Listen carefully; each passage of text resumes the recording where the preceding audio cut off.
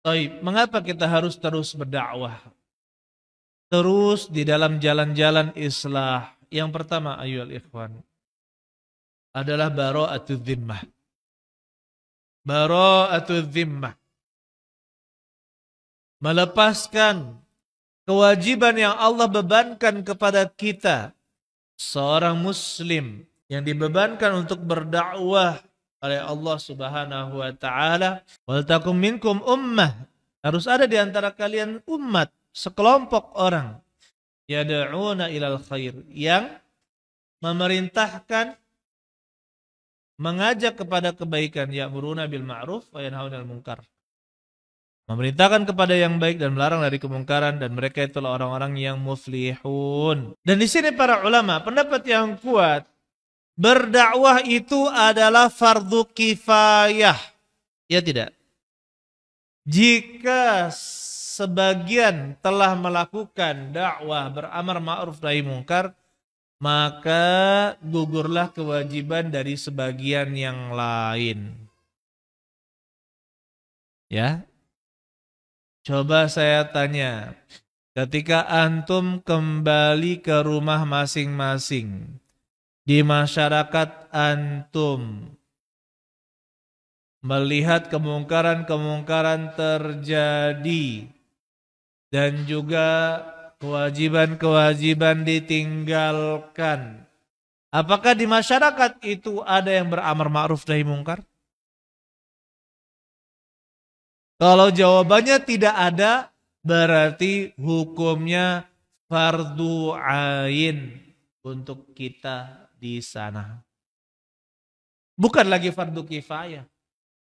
Kenapa? Kalau tidak ada yang berdakwah, semuanya berdosa. Kalau tidak ada yang mengajak kepada kebaikan, melarang dari kemungkaran, semuanya berdosa. Nah, sekarang tidak ada. Berarti apa? Hukum kita berdakwah pada saat itu menjadi fardu ain.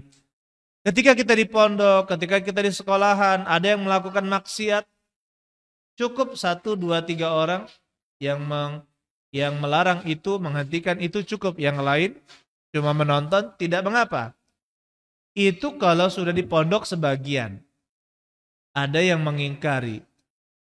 Tapi ketika kita kembali ke lingkungan kita masing-masing, apa yang terjadi? Kita harus siap melihat berbagai macam kemungkaran, baik yang meninggalkan kewajiban atau melakukan perbuatan-perbuatan maksiat yang itu menjadi beban kita.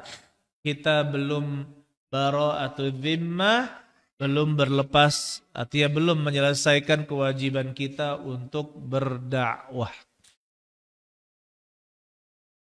Berdosa, iya berdosa. Berdosa. Kalau tidak berdakwah ya berdosa. Man ra'a minkum munkaran falyughayyirhu biyadihi. Barang siapa yang melihat kemungkaran, maka ubahlah dia dengan tangannya. Faman lam yastati' fa bilisanihi. Yang tidak mampu maka dengan lisannya. Para ulama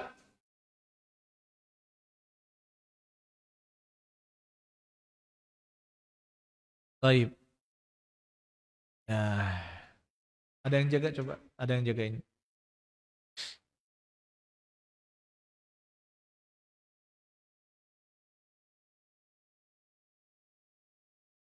Yang pertama, ini lepaskanlah dulu kewajiban yang dibebankan kepada kita. Selama kita masih melihat kemungkaran, ya, maka ya kita kedua tadi merubah dengan apa? Lisan kita. Dan para ulama menyebutkan termasuk lisan, wakil dari lisan adalah tulisan. Kita berdakwah dengan lisan itu sebagai wakil dari lisan kita.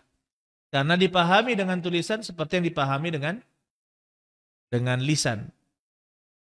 Waman lam yastati' fa biqalbihi. Barang siapa yang tidak mampu mengingkari kemungkaran itu, maka ingkarilah dengan hatinya. Dia ingkari dengan hatinya. Tapi apa kata Nabi SAW? Wadzalika ad'aful iman. Dan itulah selemah-lemah iman. Selemah-lemah keimanan. Orang yang hanya mengingkari dengan hati. Tidak ada langkah yang dia lakukan. Dan ketahuilah ya ikhwan, sekarang kita memikirkan, terkadang ya, yang namanya hikmah itu membutuhkan waktu yang lama dan kesabaran yang lama. Bukan berarti ketika kita mengingkari kemungkaran, kemungkaran itu langsung hilang, tidak. Tetapi kita memiliki takhtid, perencanaan, dan juga merancang strategi yang baik. Meskipun dia mungkin butuh 10 tahun, 20 tahun, tidak menjadi masalah. Rencana-rencana panjang. Yang penting kita tidak diam dan kita sudah mengambil langkah terbaik dalam berdakwah, tentunya dengan penuh hikmah. Yang kedua, mengapa kita harus terus berdakwah dan bergabung dalam jalan islah, jalan perbaikan? Nushan li ikhwanina al-muslimin, sebagai bentuk nasihat kepada saudara kita yang mukminin, yang beriman.